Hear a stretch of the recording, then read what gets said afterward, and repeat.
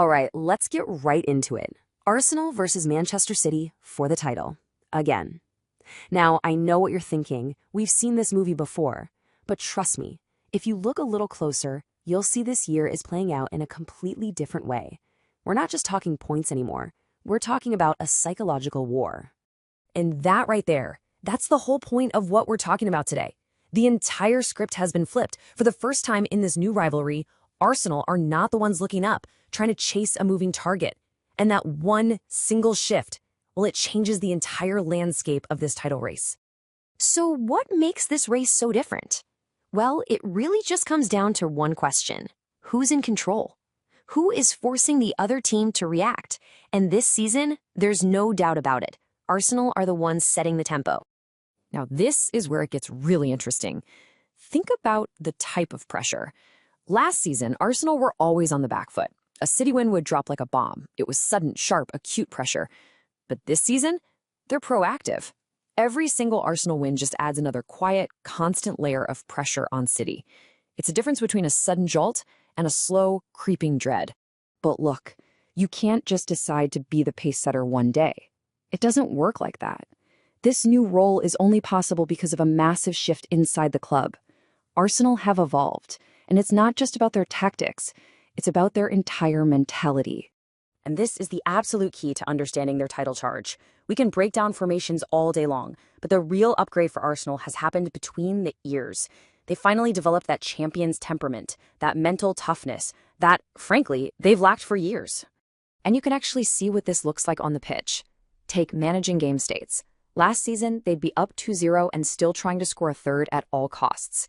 This season, they know how to slow the game down, to kill the tempo, to just see it out. They're not panicking if a goal doesn't come in the first 20 minutes. It's about being professional, not necessarily spectacular. It's substance over style. Of course, having a new mentality is one thing. Proving you can hold on to it when the pressure is really on, that's something else entirely. And for Arsenal, those tests are coming up right now in two of the toughest away games you could ask for. This is so important to grasp. This isn't just about 6 points. These two games are a straight-up battle for psychological control. You win these, and you're not just putting points on the board. You're sending a clear message to Manchester City that this time, you are not folding. So what does it actually take to win these specific games? It means winning ugly. We're not talking about beautiful, free-flowing football here. No, this is about grinding out a result no matter what. It's about surviving a physical battle, surviving a hostile crowd, and doing it all through pure mental strength and control. And this breaks it down perfectly. You see, these aren't just two random away games. They are two completely different exams of Arsenal's character. First up, Wolves. That's a physical test. It's about, can you endure playing a tough, compact team that just makes life miserable for 90 minutes? Then you've got Spurs. That is an emotional test. Can you master the noise, the chaos, the sheer hostility of a North London derby away from home? Two very different challenges, both testing the exact same thing, that new, hardened temperament. Okay. So while all that's going on with Arsenal, let's flip the coin and talk about the champions, because Manchester City are facing a totally different, much sneakier kind of pressure, and it all revolves around that famous game in hand. So this is the big question on everyone's mind, right? Arsenal get to play first, put points on the board. That seems like a huge advantage. But is it a real advantage, or is it just an illusion? And here it is, the simple, brutal truth of any title race. That game in hand that looks like a comfortable safety net, it's nothing. It's imaginary. It's just potential. It only becomes real. It only actually matters when you turn those potential 3 points into actual, real points on the league table. And this is exactly how the pressure flips on its head.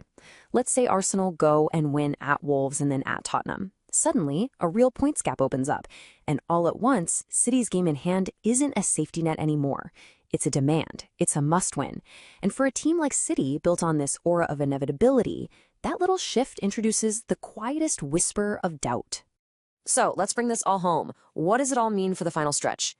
It means that this title race might not be won on the tactics board. It might just be won in the mind. And this is the kind of pressure City is starting to feel. Look, they're champions. They don't panic. But when you have an opponent that is just relentlessly professional, that just keeps winning, it creates this quiet, nagging pressure. A little whisper in the back of your head that asks, hey, what if this year is different? And at the end of the day, that's what this all boils down to. It's not about Arsenal going out and playing City off the park. It's about surviving these nasty, uncomfortable, hostile away days. It's about proving you have the grit to find a way through when things are not going your way. So as we all tune in for these next two massive games, just remember what is really at stake here. It's so much more than just points. If Arsenal can get through this gauntlet, they will seize control of the most important territory in any title race, the psychological high ground. They won't just be leading the table, they'll own the entire narrative. And for a team like Manchester City, that's built on an aura of always being in control, being forced to chase might be the one test they're not ready for.